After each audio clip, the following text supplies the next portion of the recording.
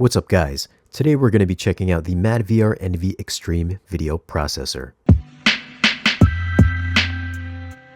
Shout out to the Dream Media team for sending this over for me to check out. If you want to pick one of these up, these guys are the best, so be sure to visit their website. Contact information is down below in the video's description. In the box you get the MadVR Envy and a cheap plastic remote control. For 14 grand, I'd expect a little bit better, but it is both an IR and an RF remote, so you can use it from a different room. Now this is a fairly big unit in a PC case. It measures 17 inches wide by 17 inches deep by 6.89 inches in height, and it weighs 32 pounds in the box. Up front is a power button and the MadVR logo. Around back are two USB-ins for the IR and RF remote control dongles and an Ethernet input. There's two HDMI 2.0 inputs, with one being a pass-through for low latency, and one HDMI 2.1 output with support for 4K 120 and 8K 60. It's got an NVIDIA graphics card doing all the processing, and it is upgradable. Now there is a Pro model which is cheaper, doesn't support 8K, is not upgradable, has a 2-year warranty instead of a 3-year warranty, and it's supposed to be 4 times less powerful than the Extreme. So if you want to save a little bit of money, you can go Pro. Now this is a video processor, so it'll do HDR dynamic tone mapping, aspect ratio control, and 4K and 8K upscaling, along with a ton of other features. Alright, let's take a quick look at some of the settings. Keep in mind, if you don't know what any of these options are, if you tap on the blue button on the remote control, you can see at the lower left-hand corner there is a little help section that tells you what each option does. The first option here is resolution. You can choose anywhere from 1920 by 1080 all the way up to 8K. Next one is your bit depth, color space levels for black and white, and your peak luminance on your projector or television set. So this will use the information to render dark scenes according to the director's intent. This is the most important setting for HDR tone mapping, so it's important to get the value correct if you want to get the tone mapping working properly for your display. Next option is display calibration. You can import a 3D LUT into the Envy if you have the proper calibration tools, or you can hire a professional to do the calibration for you. Otherwise, you're just going to have to eyeball it according to taste. Next, we've got the transfer function for HDR, so you can select your gamma here, the color gamma, HDR flag on or off, then the brightness, contrast, and saturation, which you can adjust for your display. The next option here is important as well if you want to use the automatic aspect ratio correction. Since I am using an anamorphic lens, you can see here that you can select whether or not you have a lens or not. So by turning off my projector's aspect ratio correction, you can see how the image gets stretched out horizontally. But since I am using a lens, you can see how the Envy automatically corrects for the proper aspect ratio and aligns the image to fill a 16:9 space. But if you are not using an anamorphic lens, you can adjust the image to fit your screen in this section here. What you would do is choose one of these corner points and stretch out the image till it fills your entire screen. So as you can see, as I'm moving the image over, the gray box is moving all the way over to the left, and I can also stretch it upwards. And you do this until the gray box fills the entire screen. The next option is geometry correction. If you happen to be using a curved screen with an anamorphic lens, you can actually go into this section here and adjust the geometry to fill your screen. So certain anamorphic lenses will actually make the image bow in the center. So if you're overshooting the center of your curved screen and you want to just bring down the center portion of it so that the image fits perfectly within that curved screen, which you can see here, I'm bringing down the center of the screen to give it a nice curvature. And the next section is the convergence correction. So if you're noticing any kind of chromatic aberration or any kind of focus issues, you might be able to correct that here by shifting the red and blue subpixels. The next section is black bar configuration. Here's the black bar detection speed, so once you get your display configured properly, this will eliminate the letterbox bars to fill your entire screen. And for detection speed, we've got ludicrous, slow, medium, fast, and very fast.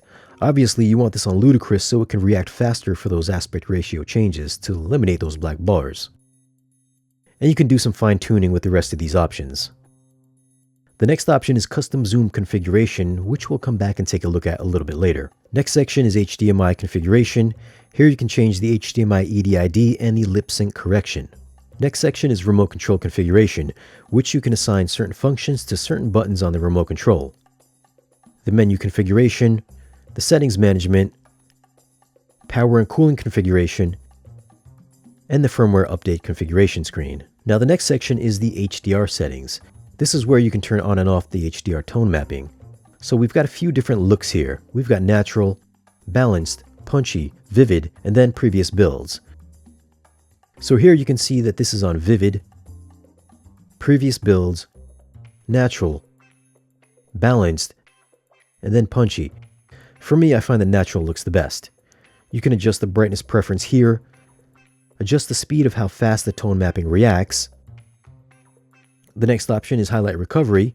Right now we've got it on insane, that's off, low, medium, high, very high, and then back to insane. This will try to keep the highlight detail from being clipped. The next section is contrast recovery. Right now it's on default medium.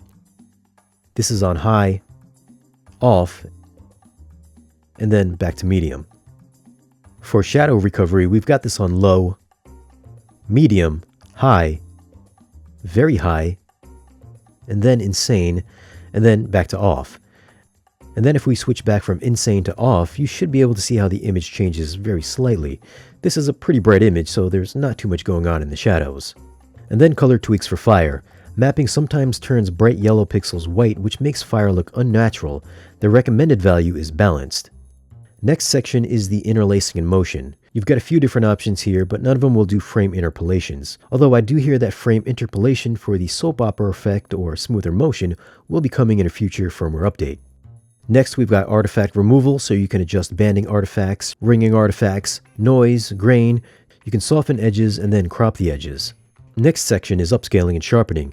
We've got a few different options here for upscaling algorithms. You can crisp up the edges, turn on adaptive sharpening, use detail enhancement, or use the dithering algorithm. So if you're using some lower quality sources, you can go into the upscaling section and try to fine-tune the image to your liking. The next section is your incoming video overrides. Your incoming video adjustments, where you can adjust black levels, white, brightness, contrast, saturation, and hue. And under custom zoom, this is where you can adjust the incoming signal's aspect ratio. So right now this aspect ratio is 1.77 to 1. So if you want to make adjustments to this specific aspect ratio, and you're using a CinemaScope screen such as I am here, you can actually stretch out the image to fill the entire screen. So for center stretch, we're giving this an equal stretch across the entire image. But if you want to go down and go into the horizontal nonlinear stretch area, this center section is where you would specify how much of the image you want to keep non-stretched. So if you don't want to stretch just this section in the center, you can keep that normal, while the outer boxes, you can go into this section. You can go into the section called horizontal nonlinear strength and just stretch out those outer edges, which you can see how the clouds are actually getting really stretched out while the center of the image stays in focus. Or if you want to go to the full extreme, you can see how stretched out these outer boxes become. And if you've got a 16:9 screen, you can do this in reverse, where you would be stretching the image from top to bottom rather than from left to right like I'm doing here. Now since I've turned on the custom zoom for this specific aspect ratio, if we go back into the other section under custom zoom configuration, you can now see that under this specific aspect ratio, 1.77, it's now turned on active. So anytime this specific aspect ratio pops up, it can automatically default to the changes that I just made. And you can do this with all of these specific aspect ratios listed. So anytime these aspect ratios pop up, it can default to the changes that you've made for that specific aspect ratio. For me personally, I find that stretching the image always looks a little bit off, but if you like it, then you like it. And that's just a quick look at some of these settings. Since we're on the Spears and Munsell disc, we're going to take a look at the infamous horses in the snow scene. You can see that pretty much all of the details are intact. You can see all the mountains in the background and the different layers. All the trees are back there, and even the hoof prints are in the snow in the foreground. And there's also some very nice shading on the horses themselves. And as far as the settings for the JVC projector, I've got this set up for SDR. I'm doing 20/20 color space with the color filter in place. The temp is at 6500K and the gamma is at 2.4. I've got the laser on medium, which is bright enough for my space, and then everything else is left at its defaults. And this is the image that I'm getting with the MadVR doing the tone mapping with only a few tweaks. Now if we switch on over to the JVC, you can tell how much the image is all blown out and how much information is being lost and clipped in the white areas. For settings here, I've got this set up as frame adapt, 20/20 color space with the color filter in place, and I'm using frame-by-frame HDR processing with the HDR optimizer turned on and the HDR quantizer set to wide. And under more settings, I have this set up the same as the Envy with laser power set to medium, mode 3 for dynamic control, and then everything else is set to its default.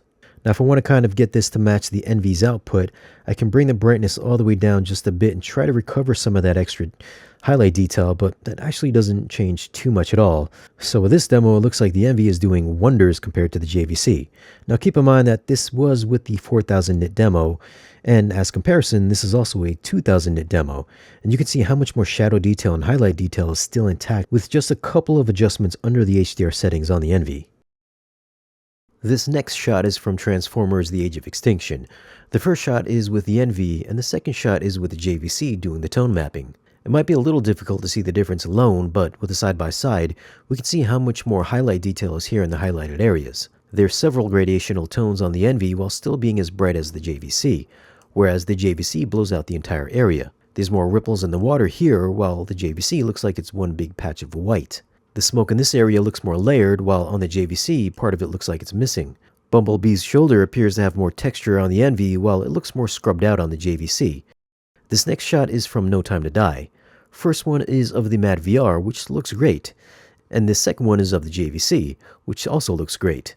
Put them side by side, and you can see how much more textural detail is present on the Envy, while the JVC looks like it's totally gone. There's more detail on the animal's fur, and even more detail on the cement wall back here. And this is really fine detail that's not front and center on screen, but rather background scenery. Now, having a screen with an anamorphic lens means watching movies with switching IMAX ratios, like those IMAX ones. I'd either have to watch with black bars on all four sides of the image, or I'd have to crop in on the center portion of the screen, which means I'm missing picture information on the top and bottom. The Envy can squeeze down the image for those 4:3 or 16:9 IMAX movies, and also expand the image back out when the picture goes back to 2.39, so it's kind of like how IMAX works at the cinema, only in reverse. Only issue that I've noticed with the Envy trying to keep the entire image on screen is during these smooth zooming in shots. Since it can't scale perfectly, it started to look choppy. I don't know of too many movies that do that, but I suppose it could be something to look into.